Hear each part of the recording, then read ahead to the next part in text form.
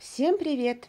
Сегодня мы почитаем книжку на латышском языке. Да-да, есть такая страна Латвия, и здесь говорят на латышском языке. Latviešu tautas pasaka ezis un zaķis. Jošs и zaids. Ezis sarunā ar savu brāli, otru ezi zaķi piemuļķot. Mežmala bija dziļš grāvis. Abi eži nostājās, viens vienā grāvja galā, otrs otrā. Nu, klausies, zaķi, tā tu izlielies.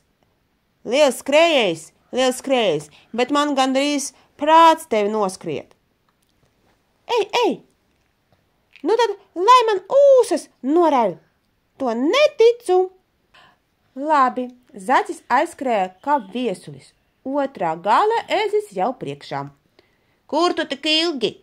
Es gandrīz nosulu tevi gaidāms. Nē, ēzīt, man šoreiz nokļūdījies. Skriesim vēl atpakaļ. Labi, skriesim. Zaķis aizskrēja kā viesulis, bet otrā gala atkal ezis jau priekšā. Vai dzirdi, dot tas ūsas, vairāk ar tevi nespokošos. Zaķis. Neko darit, bija jādod. Ezis izrauj zaķim 10 ūsu spāles un iebākstie 5 savam brālim pie lupām, 5 pašam sev. No tā laika visiem ežiem tādas zaķa usiņas pie lupiņām. Beigas. Un kurš klausies, tas malacis. Atā!